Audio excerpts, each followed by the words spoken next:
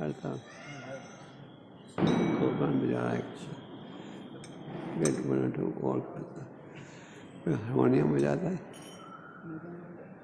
मृदंग आगे आगे आ जाइए, मृदंग हारमोनियम इधर आ जाइए, हारमोनियम बजाता है कोई, हारमोनियम भी है, हारमोनियम वाले। हाँ, भक्तों को ठंड लग रही है,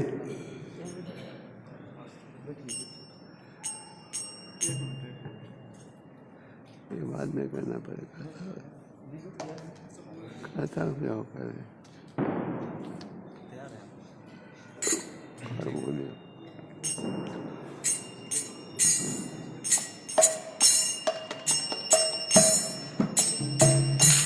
जय राम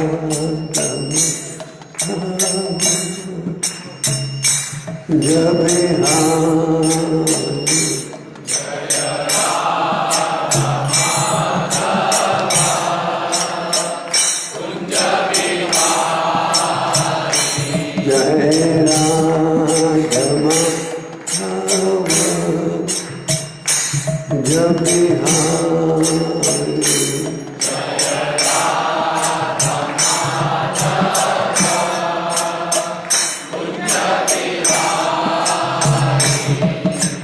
गोपी जाना वाला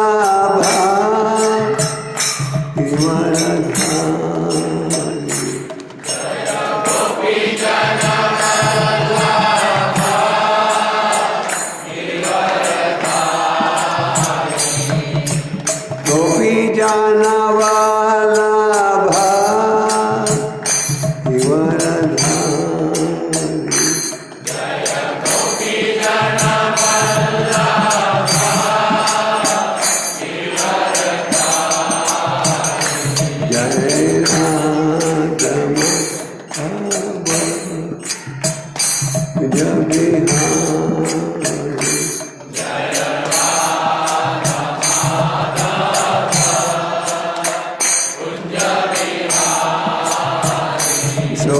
Sodanandan Brajajanalanjana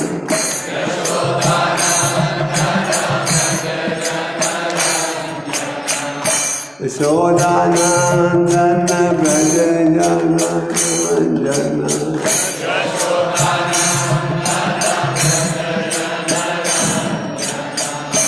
Jamna Tira Panachari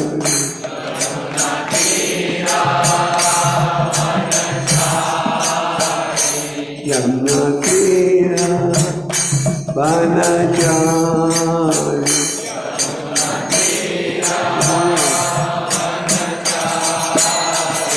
Jaya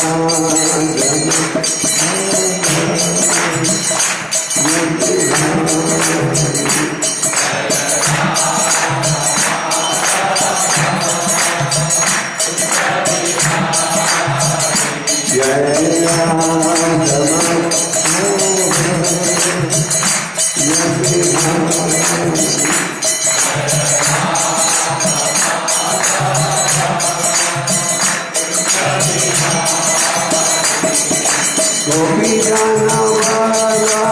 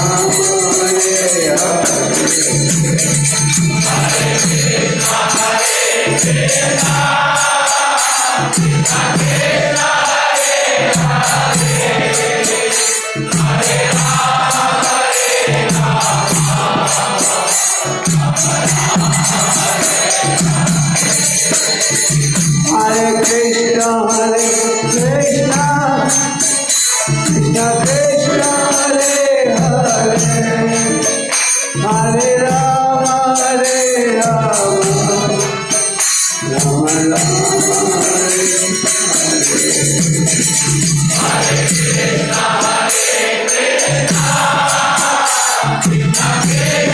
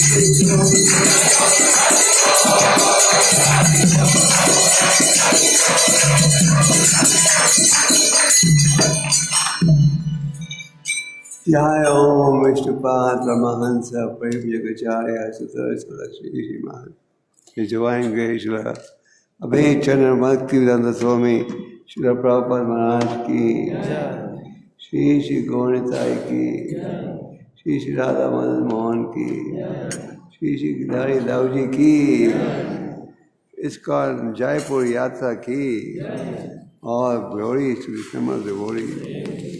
All glory to Srimad Devotee. All glory to Srimad Devotee. All glory to Sri Guru and Shri Gauranga. Hare Krishna! आप सब भक्तों का हार्दिक स्वागत। ओम नमो भगवते वासुदेवाय। ओम नमो भगवते वासुदेवाय। ओम नमो भगवते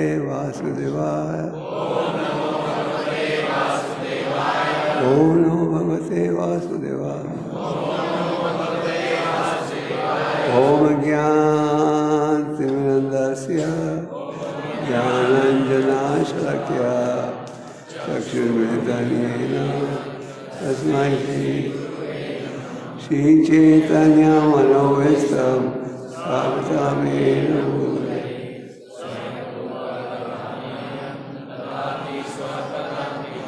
जय श्री कृष्ण चैतन्य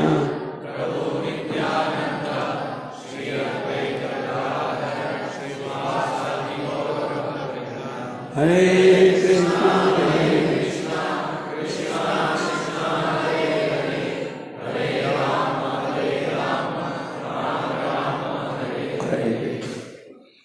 आप सब भक्तों का हार्दिक स्वागत। 2 दिन पहले एक महान संत लोचनदास ठाकुर अतिरभाव था। लोचनदास ठाकुर के विषय में चर्चा करें कि आपने सुन लिया था उस दिन? हाँ, नहीं। लोचनदास ठाकुर एक बड़े प्रसिद्ध वैष्णव कवि थे, भक्त। वो प्रकट हुए थे इस पृथ्वी पर महाप्रभु के प्रकट होने से 30 साल पहले और 30 साल बाद। और लोचनदास ठाकुर नाना हरि सरकार के शिष्य थे। उन्होंने अनेक भजनों की रचना की और एक ग्रंथ प्रकाशित किया जिसका नाम था क्या? स्मार्ट बॉय, चैतन्य मंगल। चैतन्य वृंदावन दास ठाकुर ने महाप्रभु के ऊपर लिखा था और अपने ग्रंथ को प्रकाशित किया था चैतन्य मंगल के नाम से। करने वाले थे तो गोस्वामी ने देखा कि लोचनदास ठाकुर ने अपने ग्रंथ का नाम रखा है चैतन्य मंगल। मंगल शब्द का अर्थ क्या है?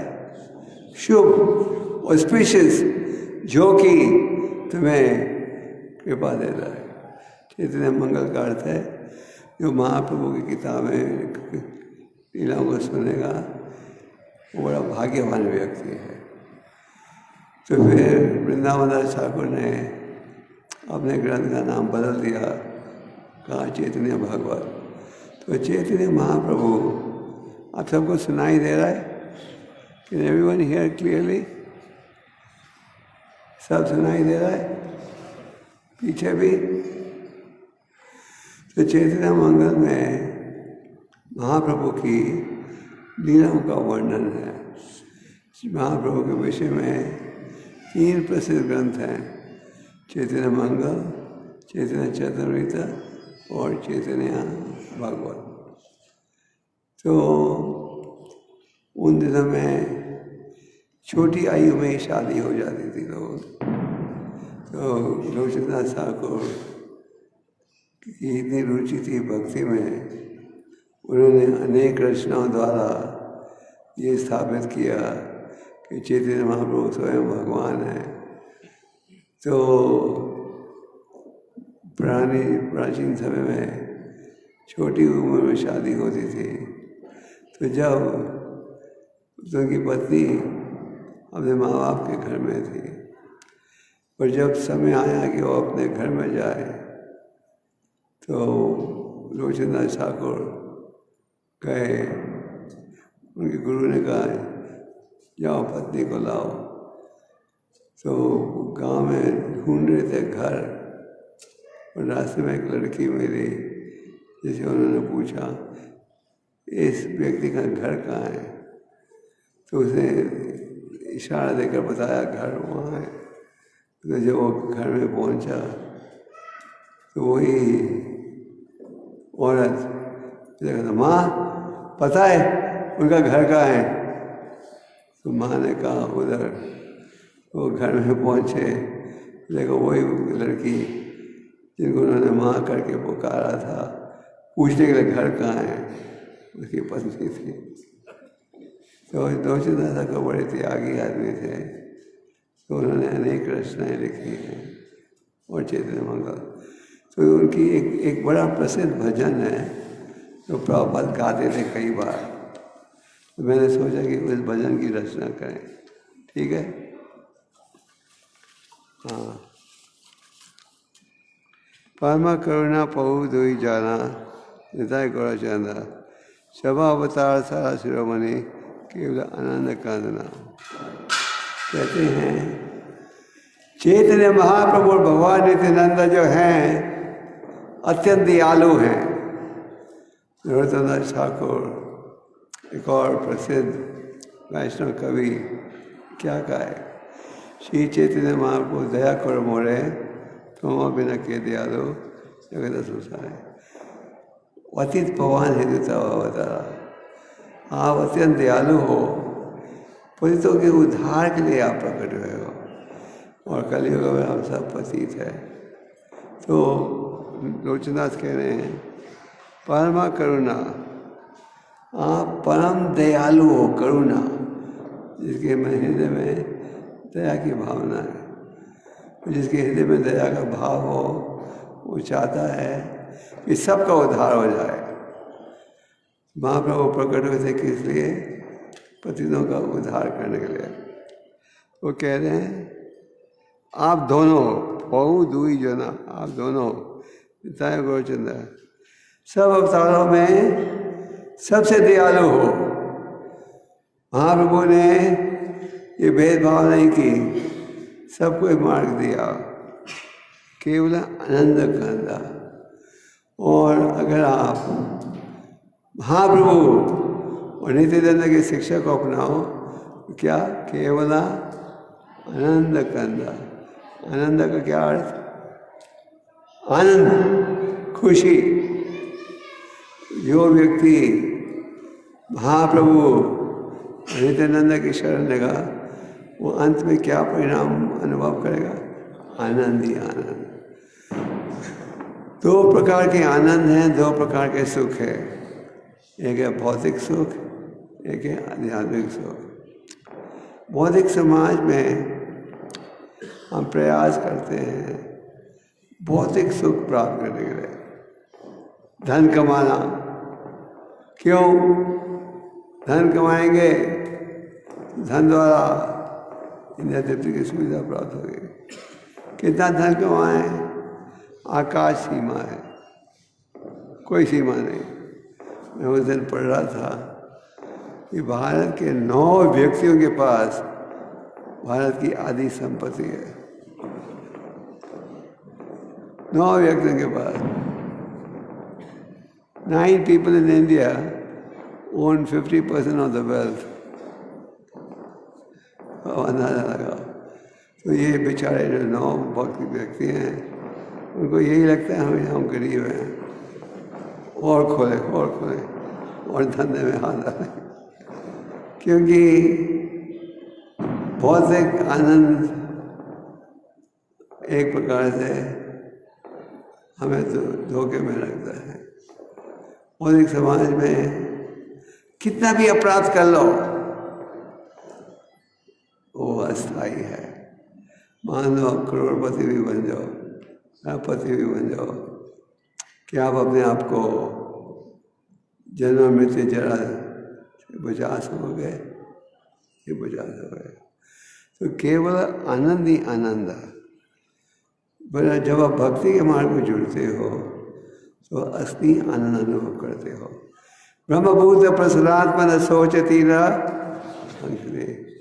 जो व्यक्ति इस दिव्य मार्ग में जुड़ता है वो केवल आनंद ही आनंद अनुभव करता है। भागवतम के 5वें स्कंद में भगवान ऋषभदेव जी का उपदेश प्राप्त होता है।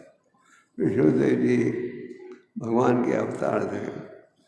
तो वो कहते हैं उनके 100 पुत्र थे, तो उन्होंने ये समझा कि बच्चों को भी आध्यात्मिक ज्ञान देना चाहिए। ऋषभदेव भगवान ने कहा व्यक्ति को माता नहीं बनना चाहिए, पिता नहीं बनना चाहिए, गुरु नहीं बनना चाहिए, जब तक वो अपनी औलाद को, शिष्य को भगवान के धाम नहीं भेज सके। तो ऋषभदेव भगवान ने कहा तपो देवी हम पुत्र का ये न सत्व। हे मेरे पुत्र, तपस्या करो किस लिए? भगवान की खुशी के लिए। एक प्रकार से आप जब भारत के शहरों में रहते हो वो भी बहुत बड़ी तपस्या है। कितना पोल्यूशन आता है ना। ये कोई तपस्या है, वो आध्यात्मिक तपस्या नहीं है। तपस्या करो भगवान की खुशी के लिए। तो आप पूछोगे इसके बदले में क्या मिलेगा? सुख ही सुख, अस्थि सुख। तो जो व्यक्ति नित्यानंद और चैतन्य महाप्रभु की शिक्षा में, नरोत्तम दास ठाकुर कहते हैं, हाँ प्रभु नित्यानंद प्रेमानंद सुखी। जो व्यक्ति नित्य आनंद, नित्य का अर्थ है सनातन, आनंद का अर्थ है आनंद ही आनंद। तो जो व्यक्ति नित्यानंद की शरण लेगा वो केवल आनंद ही आनंद अनुभव करेगा। यही भाव लोचन दास ठाकुर भी प्रकट कर रहे हैं। क्या? जो व्यक्ति गौरताई की शरण लेगा वो केवल आनंद ही आनंद अनुभव करेगा। ये असली आनंद, जो आनंद आपको धन कमाने में, शराब पीने में और भौतिक कार्यों द्वारा प्राप्त होता है, वो असली आनंद नहीं है, वो नकली आनंद है। असली आनंद प्राप्त होता है तो आप भगवान के शरणागत होते हो। कई बार लोग पूछते हैं तो एक ही नाम दिन रात कैसे ले सकते हो? थकते नहीं थकते। क्यों? क्योंकि भगवान के नाम अभिन्न हैं। जब आप भगवान के नामों का उच्चारण करो और असली आनंद अनुभव करते हो। आगे वो कहते हैं, बाजो बाजो बाय चेतना निथाय श्रद्धा विश्वास कोरी विश्वाचार्य से रास माजा ओके बोलो हरि हरि। कहते हैं, हे मेरे भाई, केवल महाप्रभु और नित्यानंद की शरण लो, पर पूरे विश्वास के साथ, पूरी श्रद्धा के साथ। ये नहीं हाँ शरण लेंगे हमें साथ में देवताओं की पूजा भी करना है, देवियों की पूजा भी करना है। बाहर से कहेंगे हम वैष्णव हैं, अंदर से कहेंगे ऐसा भगवान ने किया। तो वो कहते हैं महाप्रभु और नित्यानंद की शरण लो विथ फेथ एंड कन्विक्शन, पूरे दृढ़ भाव के साथ। महाप्रभु की शरण लोगे, शिक्षा का पालन करोगे, जीवन के उद्देश्य को प्राप्त कर सकते हो। तो वो कहते हैं विषयाचार्य। विषया का क्या अर्थ होता है? क्या आता है विषय का? भौतिक आकर्षण, इंद्रिय तृप्ति का भाव। वो कहते हैं अगर तुम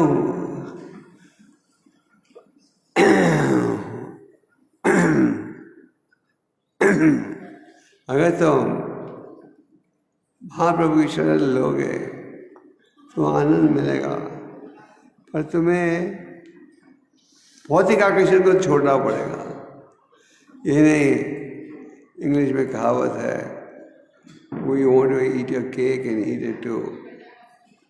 आप ये नहीं एक पाँव भौतिक दुनिया में, एक पाँव आध्यात्मिक दुनिया में कर सकते हो तो फिर पूरा आनंद नहीं आएगा। कई बार भक्त कहते हैं हम इतने सालों से जाप कर रहे हैं, मैं आनंद अनुभव नहीं हो रहा। आनंद हो रहा है अनुभव, इसलिए आप जाप कर रहे हो, पर ध्यान से करेंगे, अपराधों से रहित, तो ज़्यादा लाभ मिलेगा। तो कह रहे विषयाचार्य। सारे ग्रंथों में कहा गया है भौतिक आकर्षण तोड़ोगे तो ही आध्यात्मिक आकर्षण बढ़ेगा। 10वां नाम अपराध क्या है? कौन बोलेगा? 10वां नाम अपराध material attachment in spite of chanting the holy name। हम हरिनाम का जाप कर रहे हैं तो भौतिक आकर्षण मिलना चाहिए हमें। क्रिकेट का मैच भी देखना है, फिल्में भी देखनी है कभी कभी। पहले 6 फिल्में देखते थे, अब 4 देख लेंगे।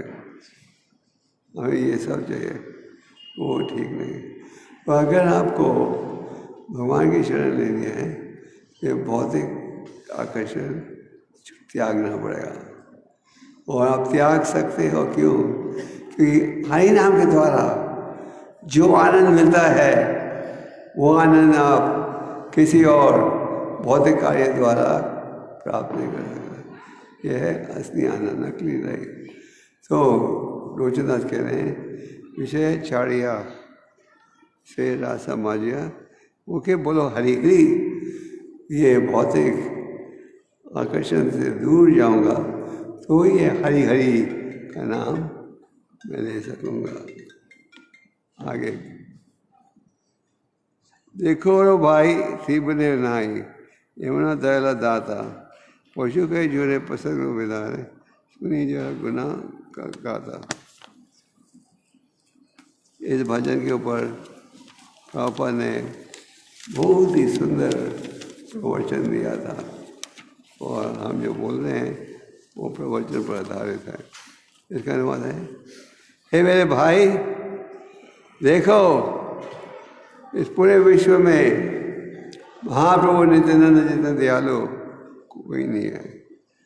उनके वो इतने दयालु हैं कि उनको सुनकर, उनके द्वारा हरि नाम सुनकर जो पशु हैं, पक्षी है, पत्थर है, वो सब प्रसन्न हो जाते हैं।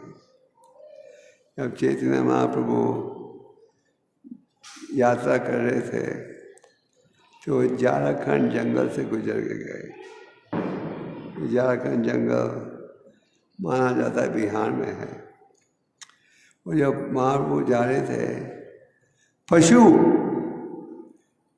रास्ते में हट गए महाप्रभु को मार्ग देने के लिए। वहाँ टाइगर, शेर, अनेक पशु, हाथी सब आए। महाप्रभु ने स्नान कर रहे थे तो हाथी आ गया था पानी में।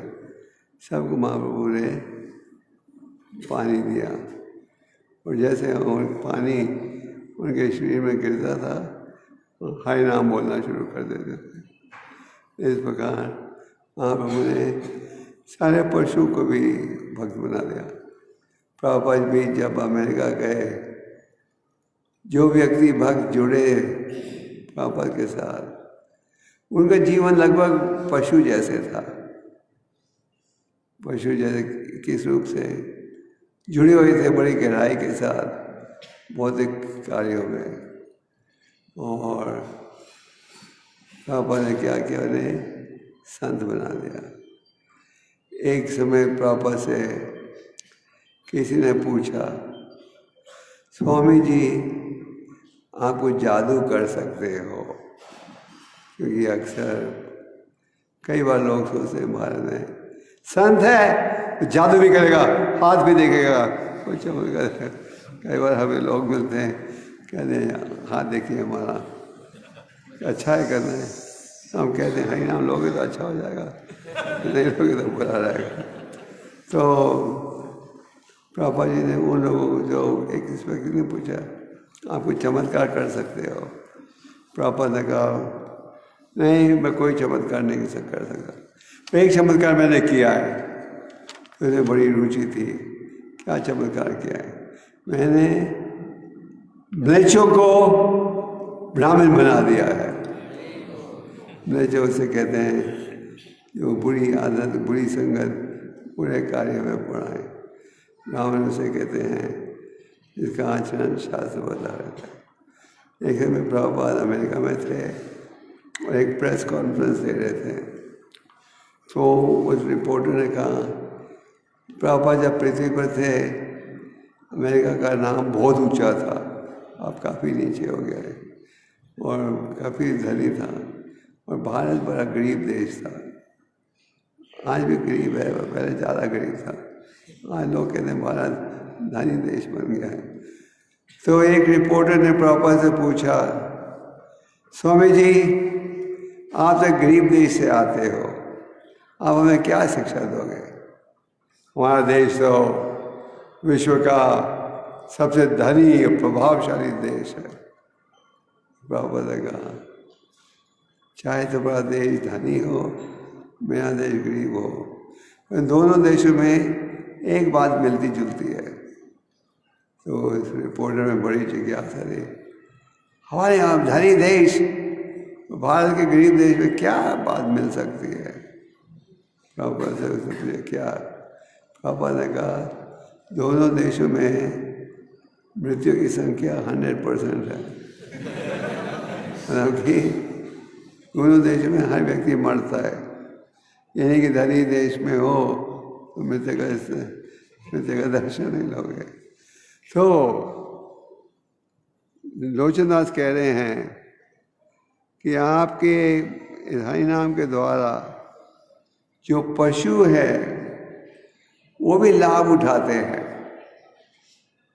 जो पशु हैं वो भी लाभ उठाते हैं, वो भी भक्त बन जाते हैं। आप लोगों ने शेरों से जप करवाया, टाइगर से जप करवाया, चिड़ियों से जप करवाया, डियर से जप करवाया, हाथियों से जप करवाया। क्योंकि महाप्रभु कौन थे? वहाँ थे। कई बार आप जब प्रचार करते हो हम ऐसे लोगों को जोड़ते हैं जिनका भाव आचरण पशु जैसे था। आगे वो कहते हैं सबसे हमारे रोहिली पोड़िया नहीं आशा अपने कर्मा बुझाए समाना तो लोचनदास था। लोचनदास कहते हैं मैं इंद्रिय तृप्ति के कार्यों में फंसा हुआ हूँ, मेरे में कोई आकर्षण नहीं है महाप्रभु नित्यानंद के प्रति। और यामराज मुझे सजा दे रहे हैं। क्या है सजा? मेरा भौतिक कोई आकर्षण नहीं है भगवान के प्रति। जब हमारे वैष्णव संत इस प्रकार की चर्चा करते हैं, हमें ये नहीं सोचना चाहिए हाँ सच में उनमें कोई रुचि नहीं है। ये लोचनदास ठाकुर क्या कह रहे हैं? मेरे कोई रुचि नहीं है भक्ति के प्रति, कोई रुचि नहीं है भगवान के चरण कमलों के प्रति।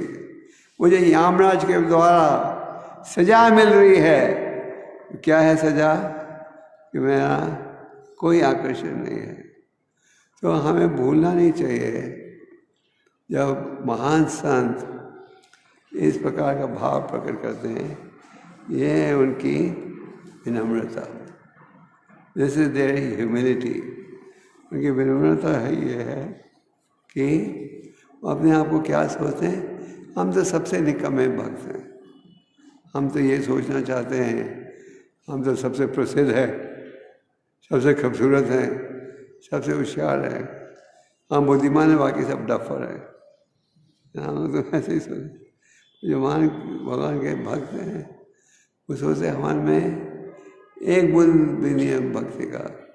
कृष्णदास काविराज जिन्होंने हमें चैतन्य चतुर्मृता का उपदेश दिया है, वो कहते हैं मेरा नाम ही मत लो, नाम ही लोगे तो तुम्हारे सारे अवगुण समाप्त हो जाएंगे, सारे गुण समाप्त हो जाएंगे। मेरा नाम ही मत लो। और हमारे परंपरा में कई वैष्णव संत हैं जिन्होंने अपने जीवन के विषय में कुछ किया नहीं छोड़ा, क्योंकि उन्होंने सोचा हम इतने निकम्मे हैं, हमारा नाम ही कोई लेगा हमारे विषय में पड़ेगा, वो यार बेकार का कार्य। तो लोचनदास ठाकुर बहुत ही ऊंची कोटि के भक्त थे जिन्होंने चैतन्य महाप्रभु नित्यानंद का गुणगान किया है और ये साबित किया है कि अगर आप भगवान के शरणागत होना चाहते हो, क्या करना चाहिए? महाप्रभु और नित्यानंद के शरणागत होना चाहिए। इसलिए आप देखते हो कि इस्कॉन के लगभग हर मंदिर में गौर निताई का विग्रह होता है। चैतन्य मंगल में लोचनदास ने अनेक लीलाओं की रचना की है जिनकी रचना दूसरे ग्रंथों में नहीं है। उदाहरण के लिए एक समय जब भगवान बिल्कुल छोटे थे, वो रो रहे थे, सची माता ने उन्हें गोद में रखा होगा, रो मत, क्या चाहिए, जो चाहिए तुम्हें मैं दे दूंगी। भगवान ने कहा मुझे वो चंद्रमा चाहिए। माँ ने कहा वो तो मैं कैसे लाऊंगी। तो बेटे ने कहा तो क्यों बोला आपने, जो चाहिए लाओ दोगे। तो एक दिन भगवान अपने मित्रों के साथ खेल रहे थे, तो वहाँ कई पिल्ले थे, पेट डॉग, और निमाई सबसे खूबसूरत पिल्ला लेकर घर आ गया। तो भगवान के मित्रों ने सच्ची माता से शिकायत की, हम खेल रहे थे, आपके बेटे ने सबसे खूबसूरत पिल्ला घर ले आया, हमारे लिए बदसूरत पिल्ले छोड़ दिए। और सच्ची माता ने क्या कहा, बेटा हम लोग तो ब्राह्मण हैं, ब्राह्मण के घर में कुत्ते रखोगे लोग हंसेंगे हमारे ऊपर, कहेंगे ये अजीब से ब्राह्मण है। निमाई ने कहा अगर आप इस पिल्ले को नहीं रहने दोगे तो मैं भी नहीं रहता घर में। माँ के पास और कोई उपाय नहीं था। भगवान ने पिल्ले को बांध दिया रस्सी के साथ, और भगवान के मित्र उनके घर में आते थे पिल्ले के साथ खेलने के लिए। बहुत खूबसूरत पिल्ला था। एक दिन भगवान स्नान करने गए थे गंगा में, और गंगा में स्नान करने गए थे, उनकी माँ ने रस्सी खोलकर पिल्ले को छोड़ दिया। पिल्ला घर से निकल गया, कहाँ गया किसी को नहीं पता था। तो भगवान निमाई के मित्रों ने कहा निमाई निमाई तुम्हारी माँ ने पिल्ला खोल कर छोड़ दिया है, और किसी को पता नहीं अब पिल्ला कहाँ है। तो निमाई ने माँ से पूछा कहाँ है पिल्ला, आपने क्यों छोड़ा। माँ ने कहा लगता है कोई चोर ने चुरा लिया होगा। तो सारे मित्र भगवान के पूरे शहर में गए ढूंढने के लिए कहाँ है वो पिल्ला। और फिर उन्होंने देखा शहर के बीच में ये पिल्ला एक साल में खड़े होकर राधा कृष्ण हरे कृष्ण का कीर्तन कर रहा था। साथ में आंसू बह रहे थे नेत्रों से, बाल सीधा खड़े थे, शुद्ध भक्ति के लक्षण प्रकट हो रहे थे। तो लोगों ने देखा पिल्ला हरि नाम का जाप कर रहा है, राधा कृष्ण का नाम ले रहा है, क्या चमत्कार निमाई ने किया। अपने घर में रखा और इस पिल्ले को भक्त बना दिया। और सबके पूरा शहर नवद्वीप का, आपको जयपुर में सूचना मिले, जयपुर की में कोई एक पशु है जो हरिनाम को कीर्तन कर रहा है, सब भागेंगे देखने के लिए। तो पूरा शहर आ गया उस पिल्ले का दर्शन लेने के लिए। वो सब कहने लगे देखो निमाई का चमत्कार। और फिर भगवान के धाम से एक रथ आया जिसमें सोने का आसन था, और वो चैरियट रथ क्यों आया,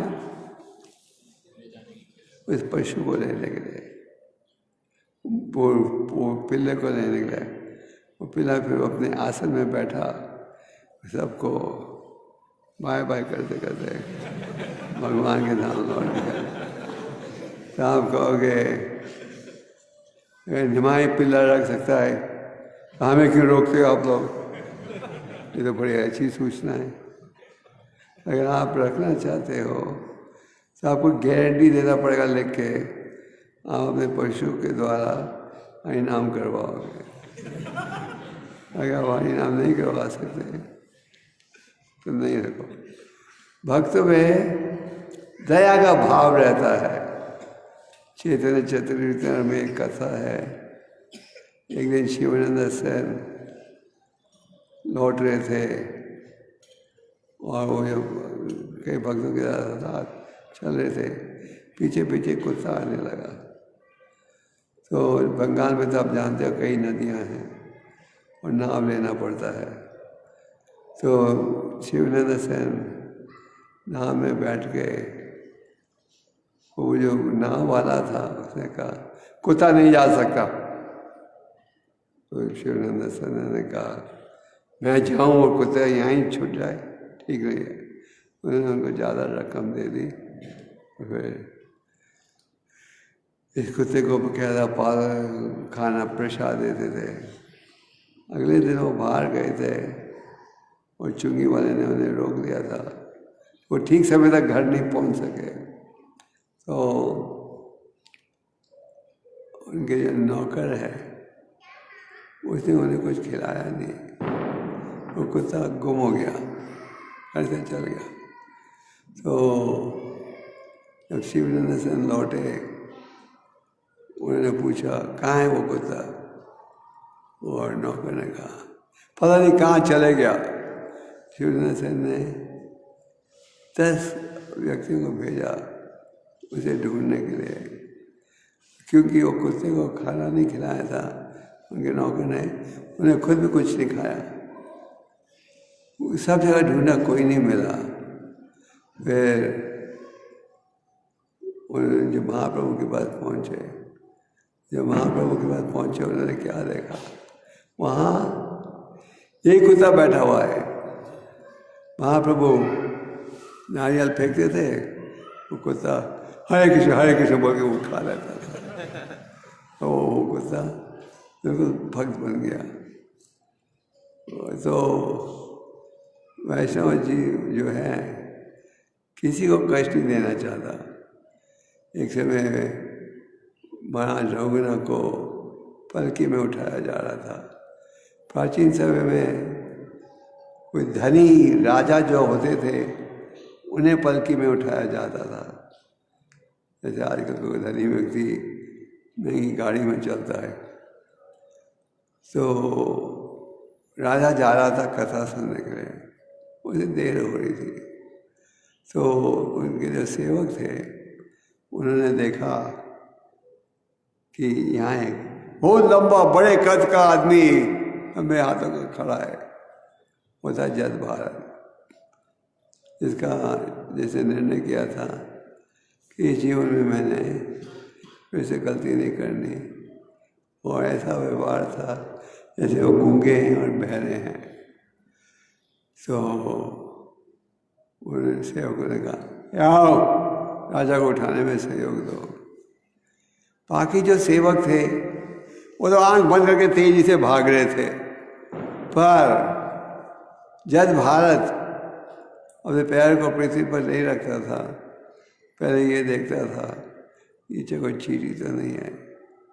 इसके कारण पलकी तेज जाने की बजाय आस्ते जाने लगी। ये भक्त का व्यवहार। एक समय नारद मुनि जंगल में जा रहे थे। वो उन्होंने देखा अनेक घायल पशु। उन्होंने पूछा कौन है इसका कारण। जो शिकारी जो था मृगारी, वो छुप गया था झाड़ियों के पीछे। तो उसे देखा माँ नारद मुनि आ रहे हैं। नारद मुनि वो शिकारी मृगारी झाड़ियों के पीछे से आकर आगे खड़े हुआ, कहने लगा मैं हूँ इसका कारण। नारद मुनि ने कहा तुम जानते हो इसका क्या परिणाम होगा। जिन जिन जानवरों को तुम मार रहे हो तुम्हें मारा जाएगा उसी रूप से। तो शिकारी ने कहा मैं अपना धंधा कैसे करूँगी, ये तो मेरा खानदानी पेशा है, पशु को घायल करना फिर बेचना। तो नारद मुनि ने कहा चिंता मत करो। पूरे शहर में खबर फैल गई और मृगारी शिकारी बन गया है संत। सब उसे मिलने आते थे। और भारत में तो रिवाज है कि अब संत को मिलने जाओ तो खाली हाथ नहीं जाते, सब कुछ न कुछ लाते थे। तो नारद मुनि जब आया फिर से देखने के लिए उनका शिष्य क्या किस प्रकार से भक्ति में आगे बढ़ रहा है, नारद मुनि ने देखा। वो जब उनका स्वागत करने के लिए आ रहा था, इतने ध्यान से आ रहा था, किसी चींटी पर भी पाँव नहीं रखता था। तो ये है वैष्णव का भाव कि किसी को कष्ट नहीं देना। ठाकुर भक्ति विनोद एक महान संत है। एक रूप से प्रभुपाद जी कहते हैं, he was virtually the founder of the Krishna conscious movement. उन्होंने ईश्वर भक्ति की स्थापना की। महाप्रभु के प्रकट होने के पश्चात वैष्णव सिद्धांत है गलत आदमी के हाथों में चले गए थे, उन्होंने फिर से स्थापित किया। ठाकुर भक्ति विनोद कहते हैं जो वैष्णव है उसे सोच रहे मैं बिल्कुल निकम्मा हूँ, मेरे में कोई गुण नहीं है और अपने कारण किसी और को कष्ट नहीं देना चाहिए। ये है हमारा सिद्धांत। तो चैतन्य महाप्रभु संन्यास लेकर जगन्नाथपुरी मंदिर जा रहे थे दर्शन के लिए। वो अपने नित्यानंद दूसरे साथियों को छोड़कर आगे बढ़ गए थे। तो उन्हें प्यास लगी। एक छोटा बालक लस्सी बेच रहा था। महाप्रभु को इतनी प्यास लगी थी, वो पूरा मटका पी गए लस्सी का। और फिर उस लस्सी वाले ने कहा पैसा। महाप्रभु ने कहा पैसे तो मेरे पास नहीं है, पर मेरे पीछे सन्यासी आ रहे हैं, वो देंगे पैसा। थोड़ी देर बाद वहाँ भगवान नित्यानंदा पहुँचे अपने साथियों के साथ। उस लस्सी वाले ने कहा तुम्हारा एक साथी आया था जो कि सारी लस्सी पी गया और कहा कि तुम पैसे दोगे। भगवान नित्यानंद ने कहा मेरे पास भी पैसे नहीं हैं। तो उस लस्सी वाले ने कहा ठीक है, सन्यासी को कह देना मेरी तरफ से वो दान था, चलो मैं अभी घर जाता हूँ। जो वो अपना मटका उठाने के लिए गया, इतना भारी था वो मटका कि वो उठा ही नहीं पाया। उसने सोचा था मटका हल्का होएगा, कि सारी लस्सी महाप्रभु पी गए थे तो हल्का होना चाहिए था, पर उसने देखा उठाया ही नहीं जा रहा था। तो उसने खोल के देखा अंदर क्या है। वो उसने देखा अंदर हीरे मोती डायमंड और गहने वगैरह। तो बड़ा प्रसन्न हुआ। देखो सन्यासी की कृपा से। तो उसको भाई राम में आकर्षण भी बढ़ गया। तो जब आप भगवान की सेवा करते हो कभी गरीब नहीं बनते। कई बार हम सोचते हैं भगवान की सेवा करेंगे, चंदा देंगे तो हमारे घर में फिर एक फर्नीचर कम आएगा। हम ऐसे सोचते रहते। एक समय जब भगवान कृष्ण पृथ्वी पर थे तो एक औरत सेब बेच रही थी। किसको सेब चाहिए बोलो। तो उन दिनों में बाटर सिस्टम था, आप कुछ दो उसके बदले में लो। भगवान के हाथों में थोड़े से अन्न के दाने लेकर भगवान गए वो सेब लेने के लिए। तो जब तक वो पहुंचे उस औरत के पास, सारा अन्न गिर गया था हाथ से। तो वो सेब बेचने वाली इतने आकर्षित हुई भगवान के प्रति, उसने कहा सेब मुफ्त में दे दिए। जब मोड़ के देखा तो क्या देखा, सोने के सेब बन गए थे उनके उनके टोकरी में। तो भगवान की सेवा करके लाभ ही है लाभ। भगवान के एक गरीब मित्र थे सुदामा ब्राह्मण। सुदामा ब्राह्मण गरीब था, पर जो ब्राह्मण है वो हर स्थिति में संतुष्ट रहता है। वो दूसरों को दोष नहीं देता, ये नहीं सोचता उसके कारण मुझे आज ये कष्ट प्राप्त हो रहा है। वो सोचते मेरे कर्मों के अनुसार मुझे इससे 100 गुना ज़्यादा गहरा सजा भुगतनी थी।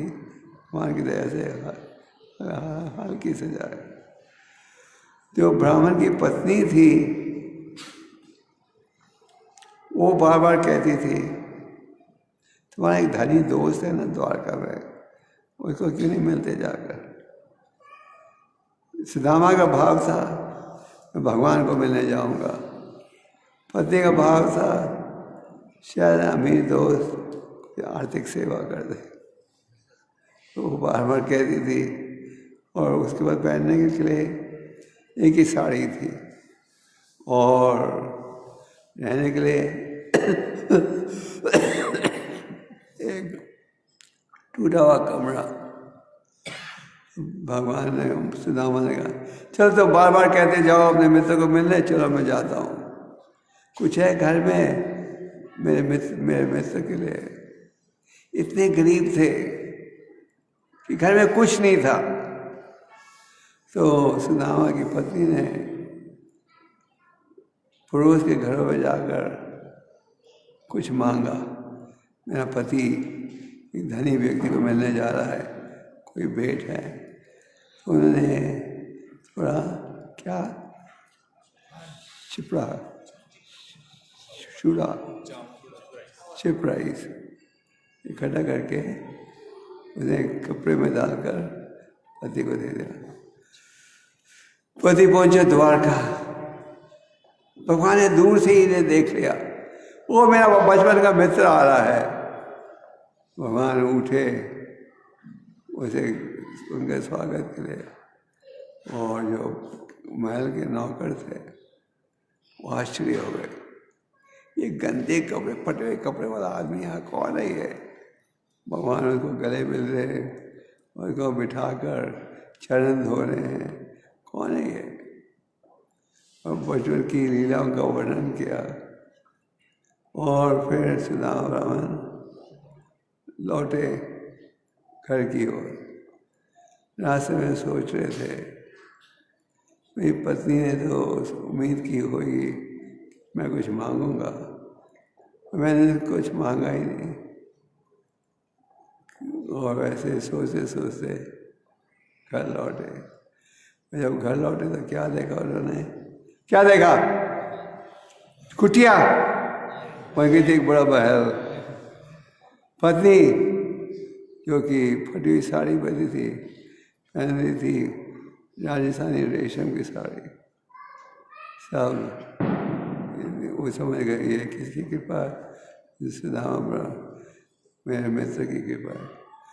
तो भगवान की अनेक लीलाएं हैं जिनके भागवतम में के 10वें स्कंद में आप परम भगवान की लीलाओं का ज्ञान प्राप्त करते हो। और चैतन्य चैतन्यता इत्यादि में महाप्रभु की लीलाएं। रोचनाथ ठाकुर ने चैतन्य मंगल में जो संदेश दिया है वो उन्होंने प्राप्त किया था मुरारी गुप्ता की डायरी से। तो हमें इन लीला में रुचि लेनी चाहिए। मन मत बाबा मत भक्तो मध्या जी मन नमस् करो। भगवान कहते हैं मेरा चिंतन करो, मेरा स्मरण करो, मेरी शरण में आओ। तो आप सब जुड़े हो प्रभुपाद की संस्था के साथ, जहाँ की आपको शुद्ध भक्ति का उपदेश दिया जा रहा है। व्यासदेव ने अनेक ग्रंथों की रचनाएं की, उनके सार को प्रस्तुत किया। और वेदांत सूत्र में जब भी उन्हें लग रहा था मेरी रचना में कुछ कमी रह गई है, तो वो ये विचार कर रहे थे कि नारद मुनि वहाँ पहुँचे और उन्होंने क्या कहा, शुद्ध भक्ति का तुमने ज्ञान नहीं दिया, जिसके पश्चात उन्होंने हमें कौन सा ग्रंथ दिया? श्रीमद् भागवतम। तो श्रीमद् भागवतम में शुरू से अंत तक एक ही संदेश दिया जा रहा है, शुद्ध भक्ति के द्वारा ही आप जीवन के लक्ष्य को प्राप्त कर सकोगे। कृष्ण भक्त निष्कामा अतएव शांता मुक्ति मुक्ति सिद्धि कामी सकाली अशांता। जो भक्त निष्काम भाव से जुड़ेंगे वो सदा शांत रहेंगे, और जो सकाम भाव से जुड़ेंगे वो हमेशा शांत रहेंगे। खैर भगवान कहते हैं 4 परिस्थिति में लोग मेरी शरण में आते हैं।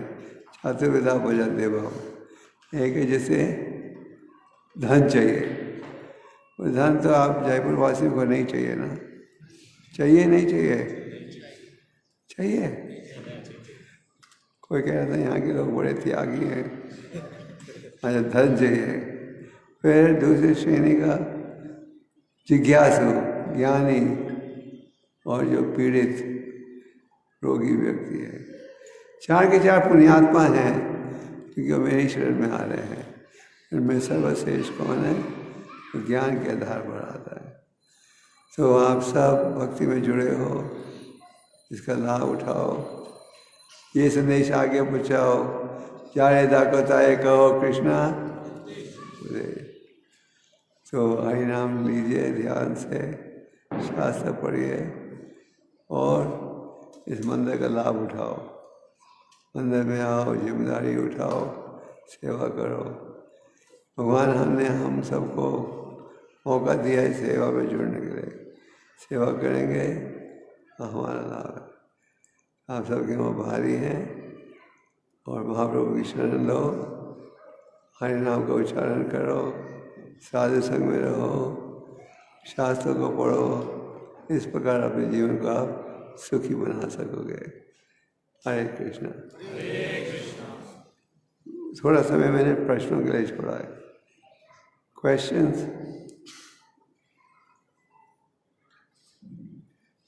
प्रश्न? हाँ, पूछिए प्रश्न। हाँ, पूछिए। किसी को बताते हैं भगवान के बारे में, हाँ, तो उनको बताते हैं कि आपका मनुष्य जीवन मिला है, ये बहुत दुर्लभ है, आपको भगवान की भक्ति करनी चाहिए। तो वो बोलते हैं क्यों करनी चाहिए? हम तो सुखी हैं यहाँ पे, सब कुछ है, गाड़ी है, बंगला है, सुंदर पत्नी, खूबसूरत पत्नी, खूबसूरत बच्चे। ये खूबसूरत पत्नी की जब मृत्यु आएगी तो रोएंगे, यही सुंदर बच्चे। कई लोग अंधे होते हैं, पर हमें जब भी प्रचार करना चाहिए। हमको लगता है कई बार कोई नहीं सुनेगा ये संदेश को। अगर कोई नहीं सुनेगा इस संदेश को, आज ISKCON के 600 मंदिर नहीं होते, लाखों भक्त नहीं होते, लोग सुनेंगे। हर व्यक्ति, कई बुद्धिमान व्यक्ति भी हैं जो कि जाते हैं इन कष्टों से छुटकारा प्राप्त करने के लिए। जब महाप्रभु ने नित्यानंद और हरिदास ठाकुर को बोला जाओ घर घर संदेश लेकर, कई घरों में गए, लोगों ने उनका स्वागत किया। कहीं उन्हें दरवाज़ा भी नहीं खोला। कहीं उन्होंने कहा तुम तो जासूस हो, देखने आए हो क्या है घर में, फिर आओगे लूटने के लिए। तो जब ऐसा आप ऐसे कह सकते महाप्रभु को, नित्यानंद को, हमारी तो बातें जोड़ो, ठीक है ना? और प्रश्न पूछिए। हाँ, पूछो प्रश्न पूछना। I am sorry. क्या बोल रहे हैं आप? सुन के बोलिए। कॉर्डलेस माइक नहीं, माइक नहीं है। बोले जोर से। We don't have a cordless mic. अच्छा, पूछे।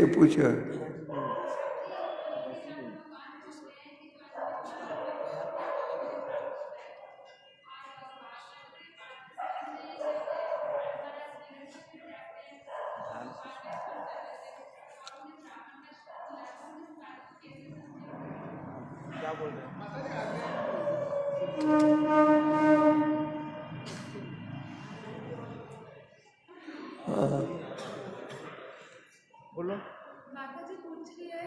भगवान भगवद गीता के 8वें अध्याय के 5वें श्लोक में कहते हैं कि जो अंतकाल में भगवान को स्मरण करता है वो भगवान को पास जाता है।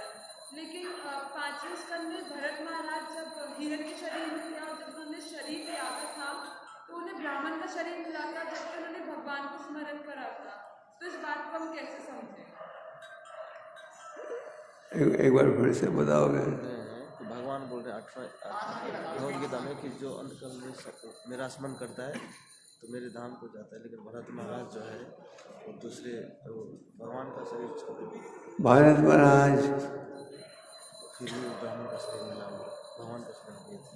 उन्होंने हिरण का शरीर प्राप्त हुआ था, पर मैं समझ गया ज़्यादा समय नहीं काटना पड़ा हिरण के रूप में, क्योंकि वो पहले भी सेवा कर चुके थे, इसलिए उनको डिस्काउंट मिला। थोड़ी देर रहे पशु के जीवन में, फिर ब्राह्मण खानदान में जन्म लिया, क्योंकि उन्होंने पहले भी भक्ति कर चुके थे। छोटी सी छूट रह गई थी गलती, उसके लिए थोड़ी देर के लिए सजा मिली, वापस ब्राह्मण खानदान में जन्म। हाँ, और प्रश्न? ध्रुव महाराज ने जब तपस्या करी थी उन्होंने भौतिक वस्तु की आकांक्षा करी अपने पिता से बड़ा लोक के लिए, तो भगवान ने उनकी वो कामना को क्यों पूर्ण किया? भगवान ने कहा ध्रुवा बोलो क्या चाहिए?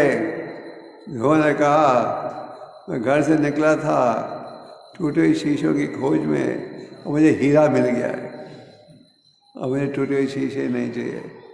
ध्रुव महाराज की तपस्या द्वारा वो समझ गए ये सब अस्थाई चीज़ें हैं, और मुझे भगवान के चरण का दर्शन पाता, वो है असली हीरा।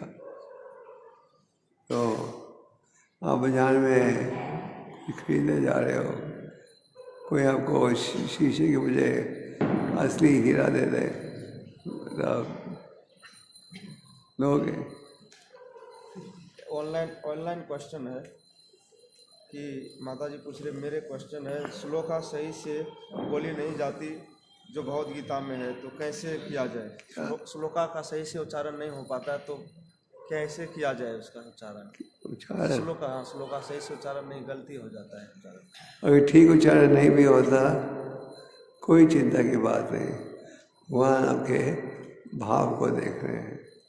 अब चैतन्य महाप्रभु श्रीरंगम मंदिर में गए थे, वहाँ एक अनपढ़ ब्राह्मण श्लोकों का उच्चारण करता था, क्योंकि वो ठीक नहीं कर पाता था, कई लोग हंसते थे, और उसकी वो रोज 18 अध्यायों का उच्चारण करता था। और क्या परिणाम हुआ? भगवान महाप्रभु से मिलने गए। तो प्रयास करो ठीक उच्चारण के लिए, अगर किसी हालत नहीं कर सके तो भी भगवान आपके भाव को देख रहे हैं।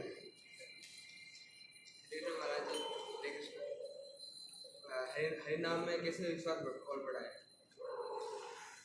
हरिनाम में रुचि कैसे बढ़ाए, है ना? हरिनाम में रुचि बढ़ेगी हरिनाम लेने से। हरिनाम नहीं लोगे तो रुचि नहीं बढ़ेगी, लोगे तो रुचि बढ़ेगी।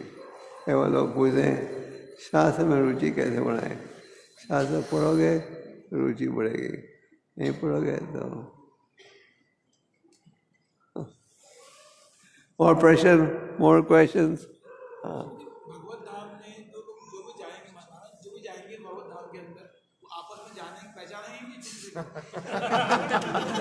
मैं भगवत धाम लौट कर आप वो, हाँ तो मुझे जयपुर मंदिर में मिले थे। ये प्रश्न का उत्तर देना मुश्किल है।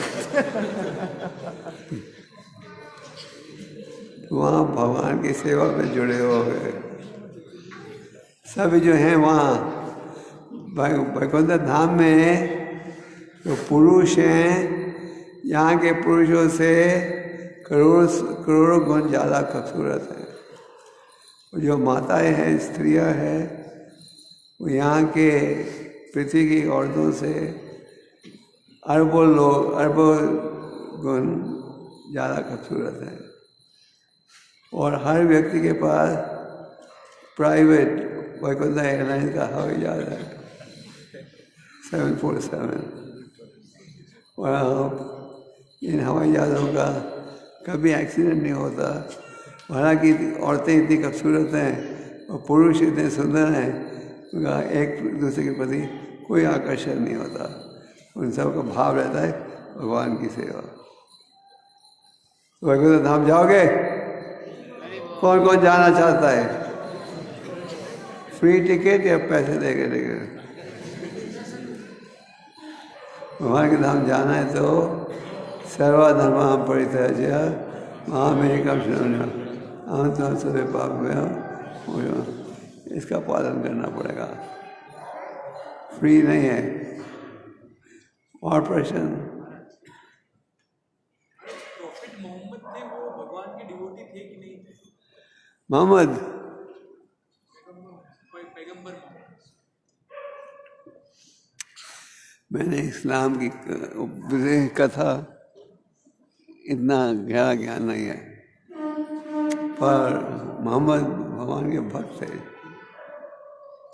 उनके कुछ एक्शन जो कुरान में डिस्क्राइब है वो तो लगता नहीं है किसी डिवोटी के कैसे एक्शन हो सकते। हाँ, मैंने कुरान पढ़ी नहीं है, सच बात है। मैं कुछ समय 1 महीना पहले हैदराबाद में था। मैं वॉक कर रहा था पार्क में, तो वहाँ एक मुसलमान किताबें बेच रहा था और ऊपर साइन था नॉन मुस्लिम्स के लिए फ्री, मुस्लिम्स के लिए पैसे देके। उन्होंने मुझे 3-4 ग्रंथ दे दिए थे पढ़ने को। मैंने पढ़ा नहीं मेरे कि क्या था आपका प्रश्न? पैगंबर मोहम्मद भगवान के भक्त थे। मैं कुछ ज़्यादा बोल नहीं सकता इस विषय पर।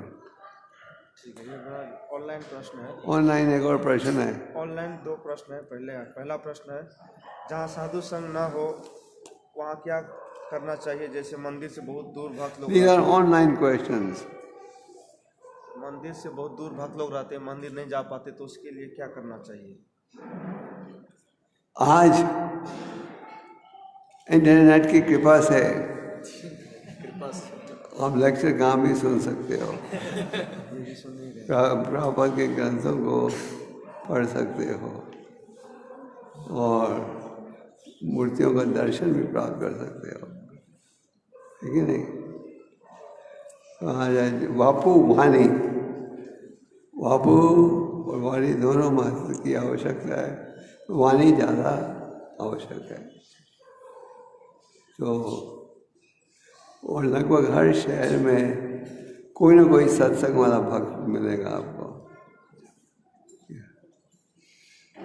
एक हमारे दिल्ली में एक एक्सपोर्टर है जो स्वीडन के एक छोटे गांव में अपना माल बेचता है। वो बड़ी, वो कह रहा था छोटे गांव में वो गया था, 3 हरे कृष्णा के खानदान मिले उसको, छोटे गांव में स्वीडन में। तो भारत की तो बात ही छोड़ो। ओके, और प्रश्न? Yes yes yes Pappu ji. जब भी आप आए हुए रहते हैं या आप सीनियर भक्तों से भी जो गेस्ट स्पीकर आते हैं उनसे सुनते हैं, तो हमें लगता है कि भक्ति को अधिक महत्व देना चाहिए, लेकिन बाद में दूसरे तीसरे दिन बाद भूल जाते हैं।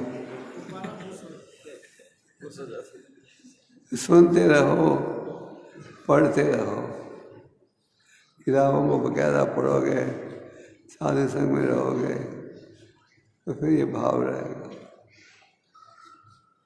रोज का भगवतम को पढ़ो, हरि नाम का उच्चारण करो, ठीक है? ये है, एक और क्वेश्चन ऑनलाइन पूछ रहे हैं कि मिर्गारी का जो बदला हुआ भाव है उसको हम अपने जीवन में कैसे उतारें? मृगारी शिकारी का जब भाव बदल गया, सुधर गया,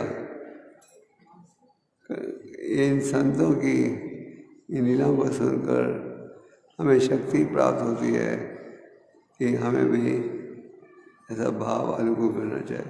आप मृगारी जितने बुरे नहीं हो, गाय तो पशुओं को आधा मारता था, पहले घायल करता था, आनंद उठाता था उनको मरते हुए देखकर, फिर चमड़ा बेचता था। तो मेरे ख्याल से आप ऐसा काम तो नहीं कर रहे। Okay, more questions? यस। महाराज, आपने बताया था कि चैतन्य महाप्रभु और नित्यानंद का जो शरण है उनको पूरे फेथ और कन्विक्शन से लेना चाहिए, पूरे विश्वास। लोचनदास ठाकुर ने वैसे कहा है। तो ये कैसे, मतलब प्रैक्टिकली इसके लिए क्या किया जाए कि फेथ कन्विक्शन बढ़े? चैतन्य रूप गोस्वामी ने कहा, पहले श्रद्धा होनी चाहिए, फिर भगवान साधु संग भेजते हैं, फिर उसका पालन करके साधु की शिक्षा, भजन क्रिया, फिर अनर्थ निवृत्ति। मतलब कि भक्ति की विधियों का पालन करोगे तो निष्ठा बढ़ेगी, निष्ठा प्राप्त होगी। अगर हम नहीं करेंगे प्रयास तो निष्ठा प्राप्त नहीं होगी। So as you practice bhakti yoga, our conviction becomes stronger. Practice makes a man perfect. तो ये बहुत महत्वपूर्ण है, हम भक्ति की शिक्षा का लाभ उठाएं, पालन करें। और कोई प्रश्न? यस। आपने जैसे बताया ना, 4 भगवद गीता भगवान ने बोला है 4 प्रकार के चतुर्विधा। हाँ, तो उसमें जिज्ञासु भक्त को ऐसा क्या करना चाहिए कि वो ज्ञानी भक्त बने? उसको क्या त्यागना चाहिए? क्या देखो, जैसे कई बार प्रभुपाद जब पहली बार अमेरिका से इंडिया आए थे तो 100 विदेशी भक्तों के साथ एक पति पत्नी अमेरिकन थे जो फोटोग्राफी की पढ़ाई कर रहे थे, PhD कर रहे थे। उन्होंने कहा, हम स्वामी जी के साथ जाते हैं, फोटो देंगे हमारे PhD थीसिस के लिए। जिज्ञासा थी, वो इतने आकर्षित हो गए कि भक्त बन गए।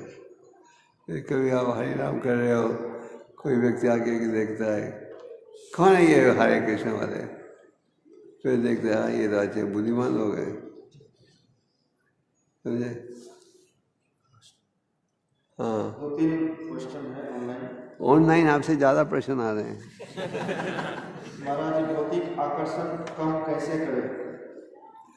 भौतिक आकर्षण कम करना चाहते हैं आप लोग? तो हरि नाम को जाप करो, अपराधों से रहित, शास्त्र पढ़ो और सेवा करो। भक्ति का आकर्षण माया के आकर्षण से अधिक है, और हमें नियमों का पालन करना चाहिए। हमारे आचार्यों ने पूरी शिक्षा दी है किस प्रकार आप माया का विरोध कर सकते हो। देवी शकुर हमारी मामा माया दुरतया, मेरी माया का विरोध करना बहुत कठिन है। मामे प्रबंधते माया में तामते, मेरी ईश्वर में आएगा वो इसका विरोध कर सकेगा। तो भगवान ने हर समस्या का हल दिया है, हमें इसका लाभ उठाना जाए। और एक समाज में आपको कोई बीमारी होती है, डॉक्टर के पास जाते हो, डॉक्टर साहब क्या इलाज? सॉरी, नो इलाज। पर यहाँ शास्त्र में संतों के द्वारा समस्या उत्तर, प्रश्न उत्तर, हमें केवल इसका लाभ उठाना है। Everything is explained. ओके, और है इसमें मेरा क्वेश्चन है कि अगर हमको मॉर्निंग क्लास टेम्पल में सुनाने की सुविधा हो और ऑनलाइन महाराज का लेक्चर हो तो किसको सुने?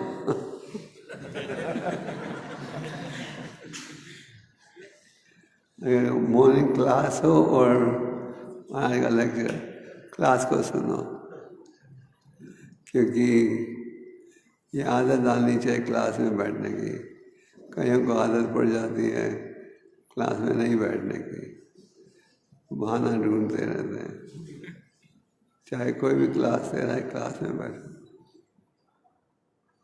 यस। जैसे भगवान ने एक श्लोक बोला है भगवद गीता के अंदर कि जो मेरी अनन्य भक्ति करता है उसके पास जो होता है उसकी रक्षा करता हूँ, और और जो उसकी आवश्यकता है उसकी पूर्ति करता हूँ।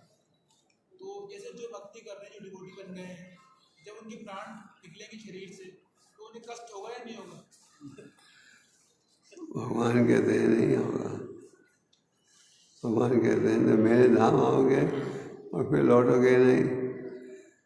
भगवान की भक्ति का इतना सुंदर परिणाम है कि हम जब भी डरते हैं और जिन कार्यों का भयंकर परिणाम है उन्हें हम अपनाते हैं।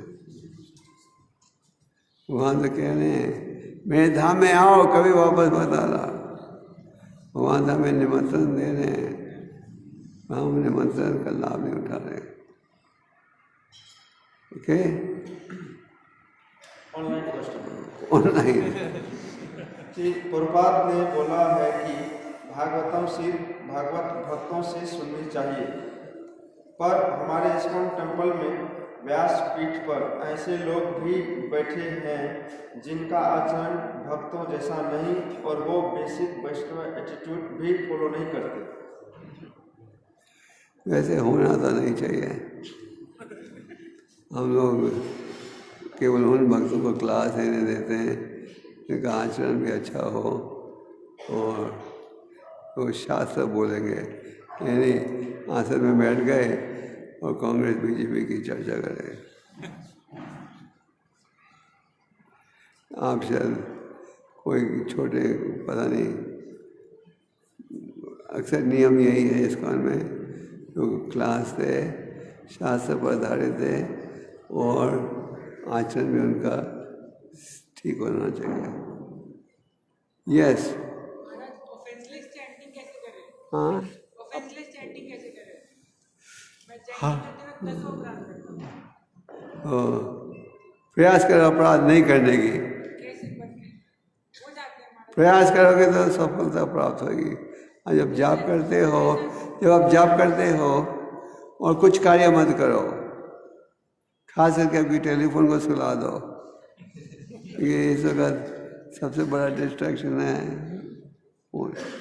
एक सर्वे हुआ था, लोगों को पूछा था सबसे ज़्यादा दुख तुम्हें कब पहुंचता है, तो उत्तर था जब हमारा सेल टेलीफोन मिसप्लेस हो जाता है, तो वो ढूंढ नहीं पाते कहाँ रखा है टेलीफोन, बड़े दुखी हो जाते हैं। तो जब करने बैठते हो ध्यान से जप को सुनो, और ये नहीं कि जब भी करना है और अनेक और कार्य भी करने हैं। Okay, last question. ऑनलाइन अगर क्लास चल रही हो सेम टाइम में और वहाँ पे आपका लेक्चर है, तो ऑनलाइन आपका क्लास सुन सकते हैं क्लास में बैठे बैठे।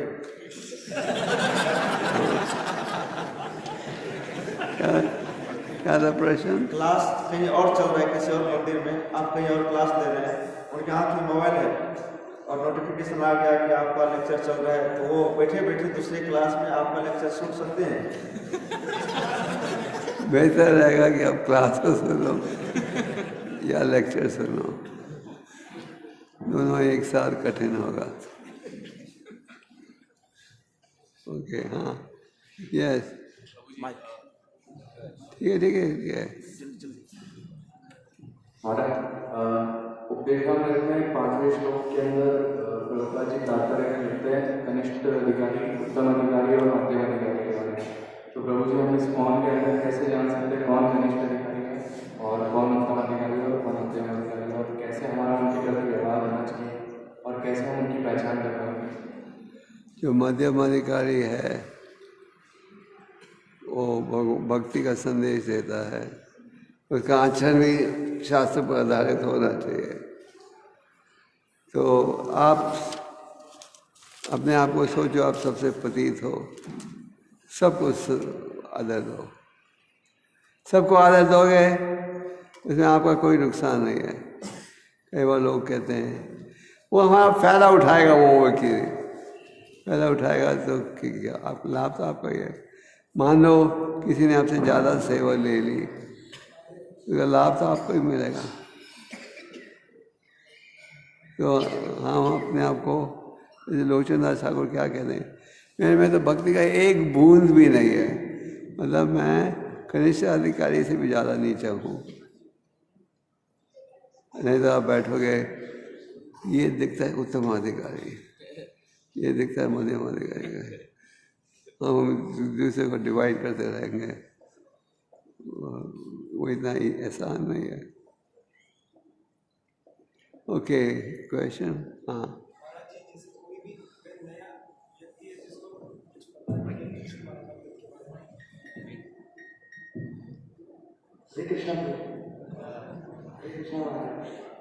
अगर कोई भी नया व्यक्ति है जिसको कोई पता नहीं है कृष्ण भगवान नाम की भी कोई चीज़ है, तो उसको हम कैसे शुरुआत करें, क्या पॉइंट होगा उससे कि वो इस तरफ इंक्लाइन हो?